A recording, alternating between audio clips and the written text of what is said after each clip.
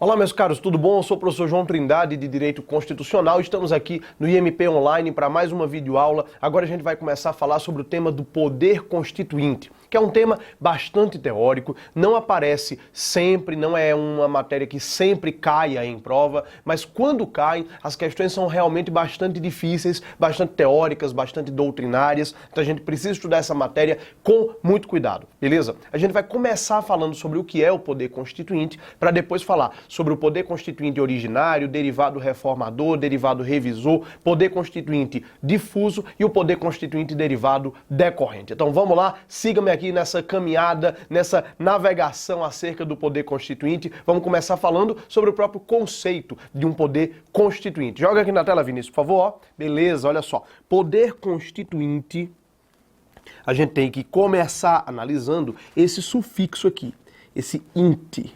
Esse poder constituinte vem por oposição ao poder constituído. Quer dizer, o int quer dizer aquele que cria. Então é o poder que cria a própria Constituição, para diferenciar dos poderes constituídos, que são aqueles poderes criados, aqueles poderes resultantes. Então, por exemplo, o legislativo, o executivo e o judiciário são poderes constituídos, criados pela Constituição. O poder constituinte não, é o poder criador, é o poder que cria a própria Constituição. Aliás, essa diferença aqui, essa distinção entre um poder constituinte e os poderes constituídos veio lá do abade Emmanuel Joseph C.S. Emmanuel Joseph C.S. Lá na Revolução Francesa, ele publicou uma obra chamada Que é o Terceiro Estado, e ele defendia a distinção entre os poderes constituídos, que são limitados, e o poder constituinte, que na visão dele era ilimitado. Então, de vez em quando aparece em prova de concurso perguntando quem é o autor dessa ideia de um poder constituinte, da teoria do poder constituinte. A teoria do poder constituinte, então, é atribuída a Emmanuel Joseph C.S. lá às vésperas da Revolução Francesa.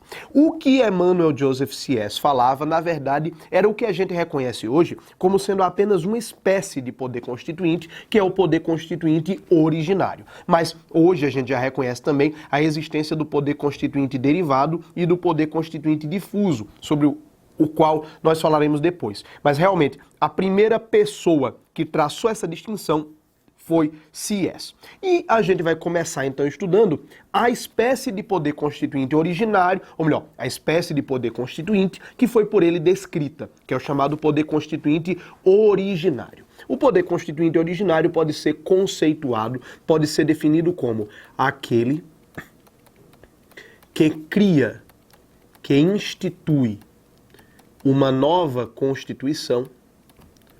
Ele cria uma nova Constituição a partir do nada, a partir do zero, ou seja, desconsiderando qualquer experiência jurídica anterior.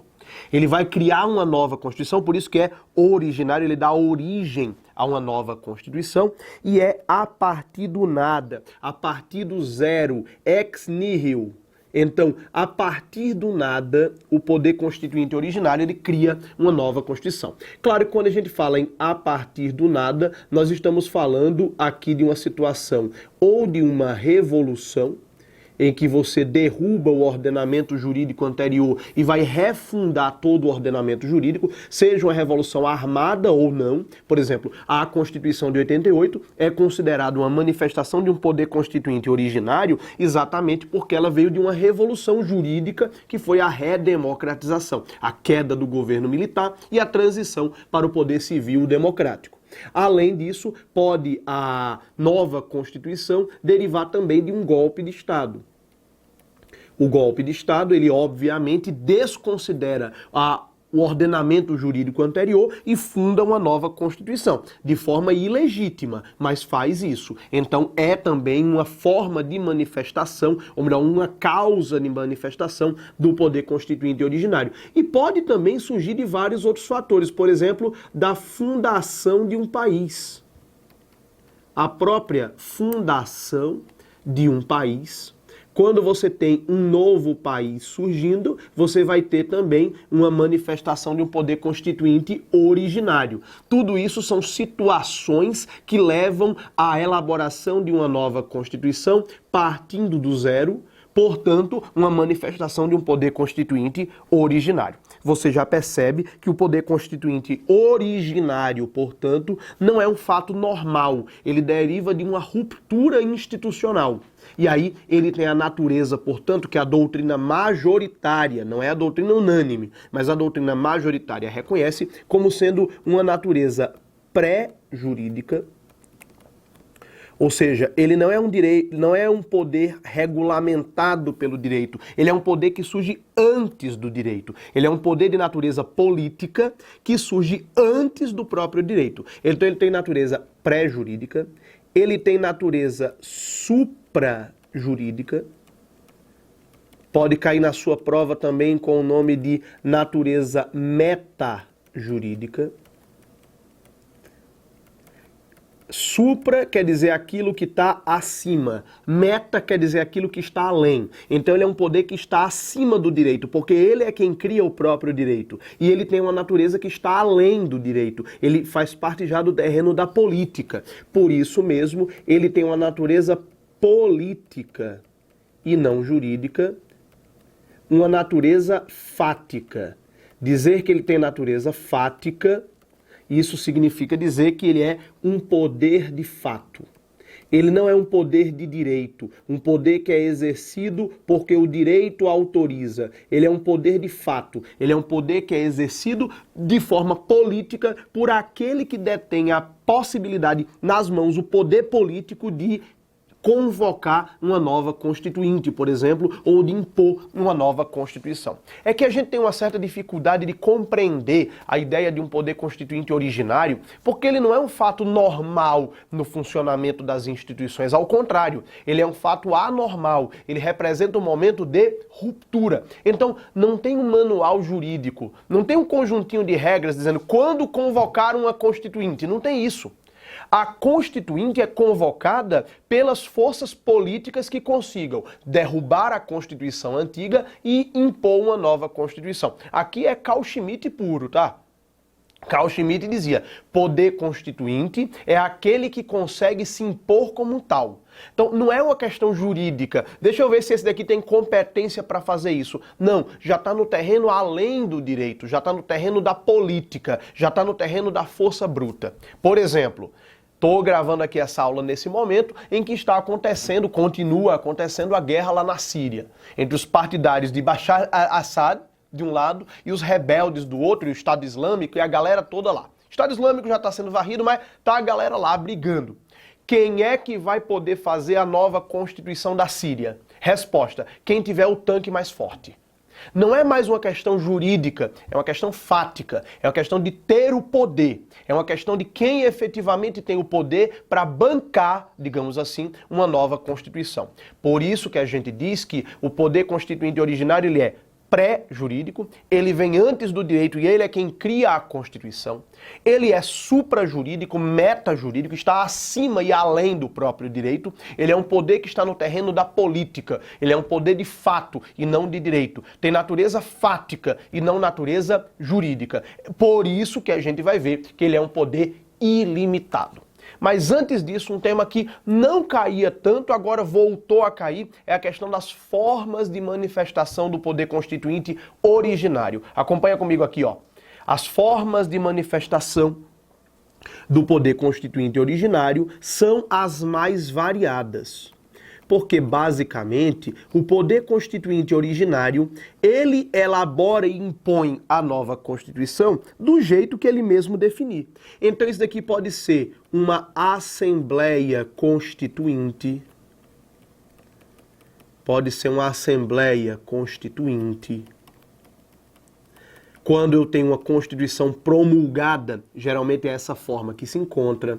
Eu posso ter também a outorga de uma Constituição, a imposição de uma Constituição, eu posso ter as mais variadas formas, embora essas duas aqui sejam as mais comuns. A Assembleia Constituinte nas Constituições promulgadas e a outorga nas Constituições que são impostas nas Constituições ditatoriais. Mas se você for olhar, a formalidade para o meio para se prever uma nova Constituição não tem um manual jurídico para isso ser feito. Por exemplo, a Constituição de 88, a Constituinte de 87/88, que deu origem à nossa atual Constituição de 88, ela foi convocada de uma forma extremamente esdrúxula, estranha. Sabe como é que foi convocada a Constituinte de 87? Por emenda constitucional à Constituição de 67. Vê que coisa louca! Você faz uma emenda constitucional dizendo: daqui a 5 anos vai ser feita uma Assembleia Constituinte para derrubar essa atual Constituição. Que coisa louca! Isso é quase tipo uma cláusula de autodestruição. Esta Constituição se autodestruirá em 5 anos. Mas pode ser assim? Meu amigo, pode ser pela forma que você quiser. Na Islândia, a nova Constituição da Islândia, que é de 2009, se não me falha a memória, ela foi elaborada por membros de uma Assembleia Constituinte, escolhida não por eleição, mas escolhida mediante sorteio. Isso mesmo, sorteio. 50 membros, se eu não me engano, escolhidos mediante sorteio, foi lá um bancário, uma professora, um encanador, um banqueiro, fizeram sorteio e deu essa galera aí para fazer a nova Constituição da Islândia. Pode ser assim? Meu amigo, pode ser da forma que o poder constituinte definir. Afinal de contas, ele não tem natureza jurídica, ele não é limitado pelo direito, ele tem natureza fática, política. É o poder que se impõe por si só. Beleza? Então, se na sua prova perguntar, ele pode ser exercido por meio da convocação de uma Assembleia Constituinte? Pode. Pode ser mediante outorga? Pode. Pode ser mediante o ato que você quiser. Beleza? Agora, tem uma questão que sempre cai na prova, que diz respeito à titularidade do poder constituinte originário. Diz respeito a saber quem é que é o dono do poder constituinte originário. Acompanha aqui na tela, ó. Eu vou aproveitar que a gente falou dessa questão das formas e já vou colocar aqui a questão também da titularidade. Quando a gente se pergunta sobre a titularidade do poder constituinte originário, nós estamos nos perguntando sobre quem é que é o dono do poder constituinte originário. E a resposta é sempre o povo. O titular do poder constituinte originário, se a questão de prova disser que o titular do poder constituinte originário é qualquer coisa que não seja o povo, a questão está errada. Veja bem, o poder pode ser exercido pelo povo ou não, mas é uma questão de exercício do poder. Mas o titular, o dono do poder constituinte originário é sempre o povo. Beleza? Mesmo nas constituições outorgadas, olha que coisa interessante. Quando a Constituição é promulgada, popular, democrática, o povo é titular do poder constituinte e o exerce por meio de seus representantes. Nas constituições outorgadas, o povo não está exercendo o poder. O poder está sendo exercido por meio de um ditador. Mas esse ditador tem apenas o exercício do poder. Ele não tem a titularidade, ele não é o legítimo dono do poder. O legítimo dono do poder é sempre o povo, seja nas constituições outorgadas ou promulgadas, beleza? Isso é bastante cobrado em prova, dizendo que o titular do poder constituinte originário é a Assembleia Constituinte. Não, ela tem apenas o exercício do poder. O titular, o dono do poder, é sempre o povo. E, sem dúvida alguma, a questão mais cobrada em termos de quantidade de itens em prova sobre o poder constituinte originário diz respeito às suas características. Acompanha aqui comigo, ó. A gente tem 5 características apontadas pela doutrina para o poder constituinte originário. Vamos colocar aqui cada uma delas com o seu conceito e as suas consequências. A primeira característica é o fato de o poder constituinte originário ele ser inicial. É até quase que redundante, né? O poder constituinte originário, ele é inicial. Inicial como assim? Porque ele faz surgir um novo ordenamento jurídico. Ele não faz surgir só uma nova norma jurídica. Não estamos falando só de editar uma nova norma jurídica, estamos falando de editar um novo ordenamento jurídico, um novo conjunto de normas. Ele dá início, ele faz surgir não só uma nova Constituição, mas um novo ordenamento jurídico. Por quê? Imagina aqui está o ordenamento jurídico pretérito, ordenamento jurídico passado. A Constituição antiga, as leis e os atos infralegais. Atos infralegais. Ok, beleza. Aí aqui vem uma situação de revolução ou golpe de Estado, quer dizer, vem um momento de ruptura institucional, e aí, não interessa qual a forma, é colocada em vigor uma nova Constituição.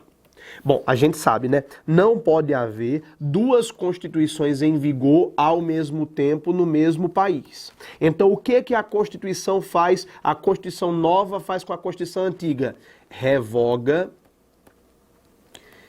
integral e automaticamente. Revoga integral e automaticamente.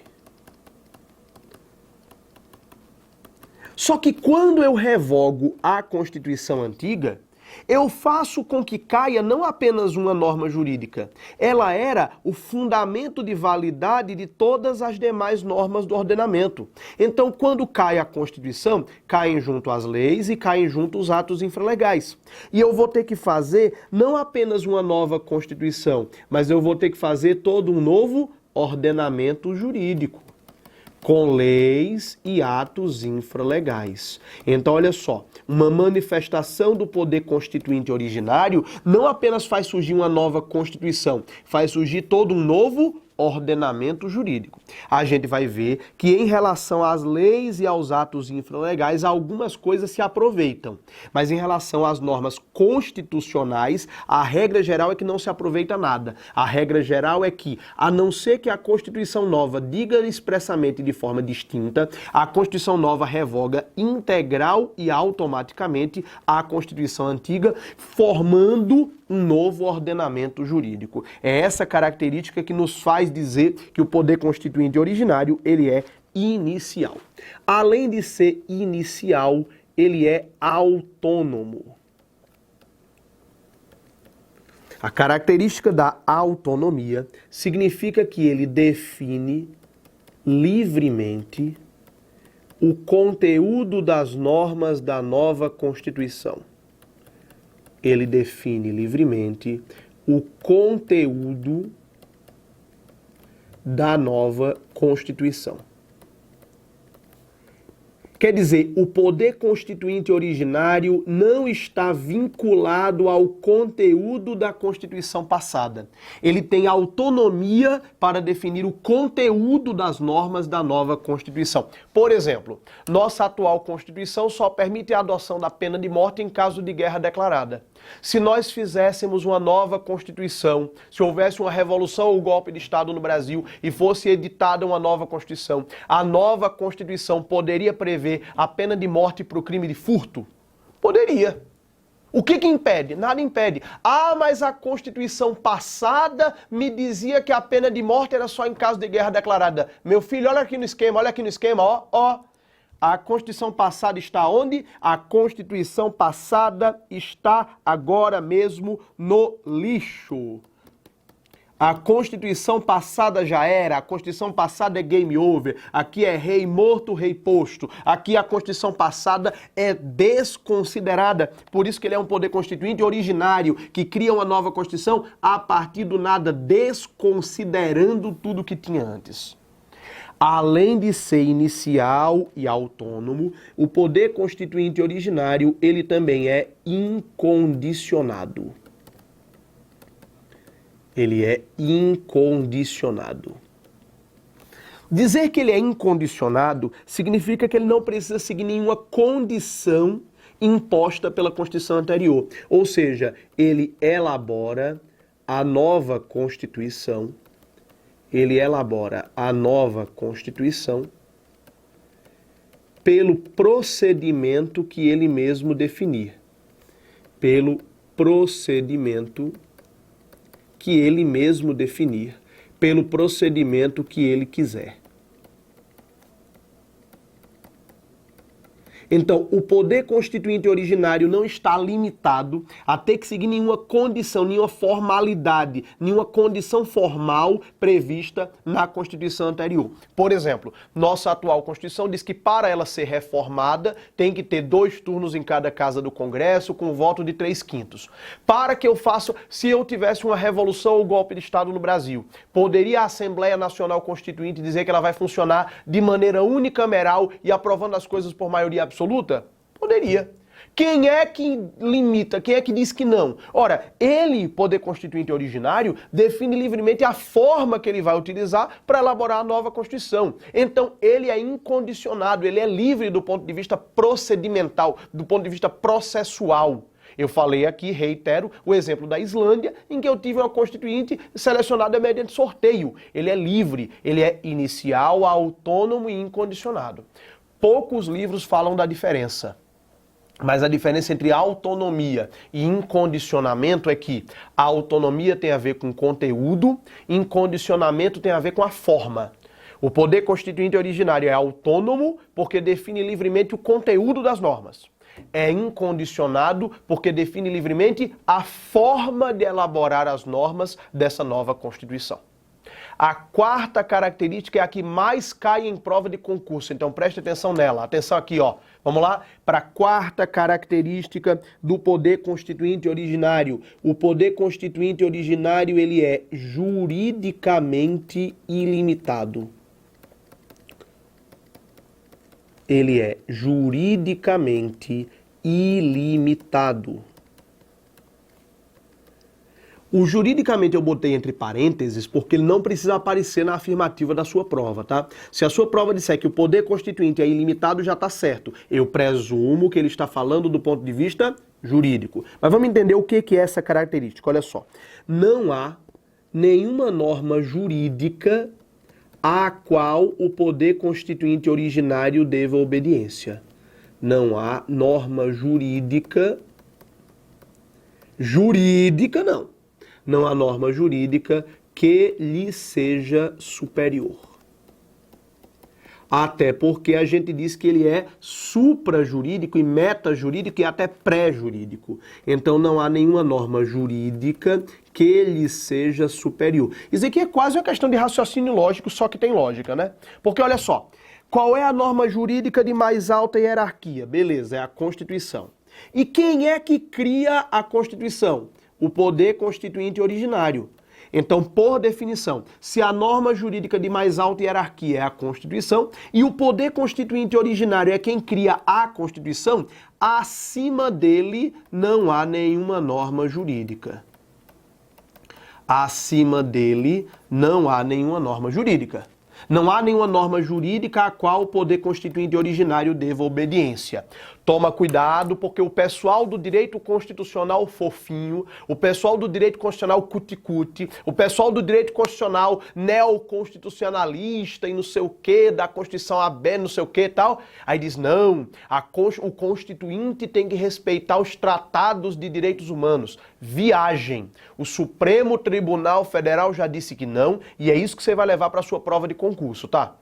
Poder constituinte originário não tem nenhum limite do ponto de vista jurídico. Se eu fizesse uma Constituição brasileira que desrespeitasse tratados internacionais, ela seria válida? Seria. Levaria o Brasil a sofrer condenações no plano internacional, mas no plano interno ela teria validade? Teria, porque o poder constituinte originário é ilimitado, ele é soberano. É desejável que uma Constituição respeite tratados internacionais de direitos humanos, mas não é condição de validade dela. Isso, o STF já decidiu isso daqui várias vezes, entre elas na ADI 815 do Mato Grosso. Beleza? Então, toma cuidado. Existem doutrinadores que dizem, professor José Joaquim Gomes Canotilho entre eles, existem doutrinadores que defendem que o poder constituinte originário teria limites jurídicos, os limites do direito natural, ou dos princípios de justiça, ou até dos tratados de direitos humanos. No Brasil, essa corrente é francamente minoritária e não é adotada pelo Supremo. O STF adota a teoria positivista do poder constituinte, que diz, a norma jurídica de mais alta hierarquia é uma norma posta, a Constituição. Acima dela não tem nenhum tipo de norma jurídica. Acima dela tem a política, tem a moral, tem a história, mas não tem norma jurídica que lhe sirva de limitação. Beleza? Por isso que a gente fala que o poder constituinte originário é juridicamente ilimitado. Agora, volta aqui para o esquema, olha só. Dizer que ele é juridicamente ilimitado traz algumas consequências. Eu vou trazer aqui, deixa eu ver onde é que eu vou colocar, algumas consequências do fato dele ser ilimitado. Duas consequências, se brincar, as consequências são mais cobradas em prova do que o próprio conceito de ilimitação. Mas vamos lá. Primeira consequência do fato de o poder constituinte originário ser juridicamente ilimitado é que ele não precisa respeitar direito adquirido. Ele não precisa respeitar direitos adquiridos. Quando eu digo que alguém tem direito adquirido na vigência de um ordenamento jurídico. Se eu mudo a Constituição, meu amigo, o direito que você tinha adquirido aqui não tem nenhuma garantia de que ele vai ser reconhecido no novo ordenamento. O poder constituinte originário, se ele quiser, ele pode reconhecer direitos adquiridos? Pode. Mas ele é obrigado? Não. Por isso que cai direto em prova, você certamente já se deparou com a questão que diz assim: não há direito adquirido contra a decisão do poder constituinte originário. Certo. O poder constituinte originário pode desconsiderar direitos adquiridos porque ele é juridicamente ilimitado. Exemplo concreto. Na Constituição anterior, você tinha a possibilidade de acumular até 3 cargos públicos, dependendo do caso. A Constituição de 88 veio e disse, não, galera, agora você pode acumular até 2 cargos públicos. A pessoa que já estava ocupando 3 cargos públicos anteriormente tem direito adquirido de continuar ocupando o 3º cargo? Tem não. Ah, mas eu tinha direito adquirido. Usou o tempo verbal certo. Você tinha. Pretérito imperfeito. Ação interrompida no passado. O poder constituinte originário não precisa respeitar direitos adquiridos na ordem anterior. E mais ainda, segue o jogo aqui no esquema, ó. Acompanhe aqui comigo outra consequência. Essa foi só a primeira consequência. A segunda consequência é de que não há, ou vou botar até de uma maneira mais forte, que é impossível o controle de constitucionalidade. É impossível o controle de constitucionalidade de normas constitucionais originárias.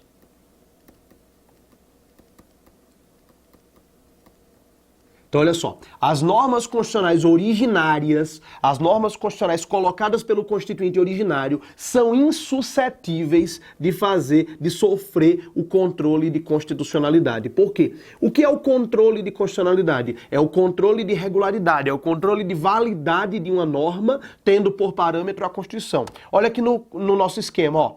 Uma norma criada pelo poder constituinte originário. Como é que eu vou controlar a validade disso se não tem nenhuma norma jurídica acima dele? É impossível. Então, uma norma colocada pelo poder constituinte originário, por mais injusta que seja, ela é insuscetível de sofrer controle de constitucionalidade. Eu sei que você tem temor, você tem receio, você tem, o nome técnico é medinho, quando cai em prova dizendo que alguma coisa é impossível. Mas aqui não sou eu que estou dizendo, aqui é o Supremo Tribunal Federal que disse, ADI 815, é impossível o controle de constitucionalidade das normas constitucionais originárias. Beleza? E, para lembrar também, essa ilimitação, essa falta de limites é do ponto de vista jurídico. Vale lembrar que há limites...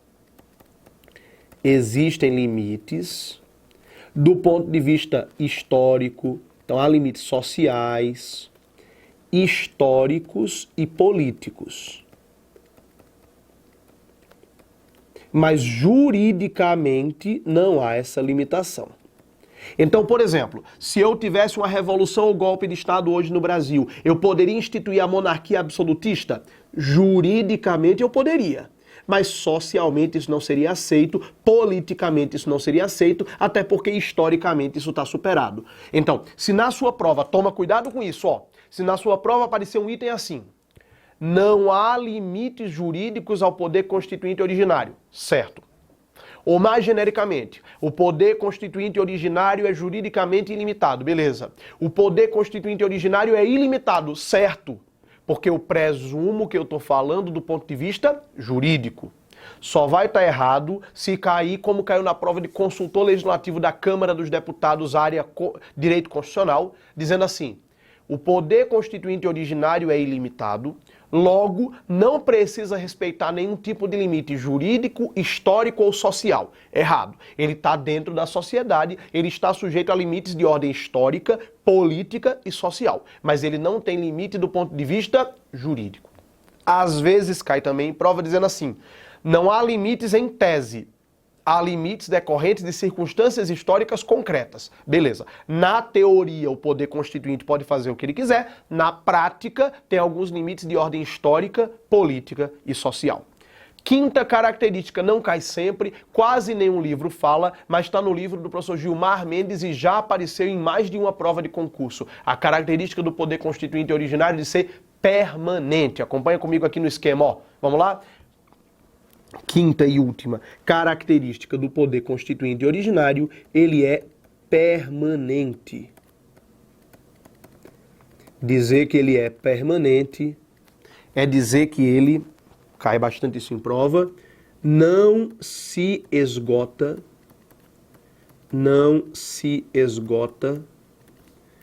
com a elaboração da Constituição.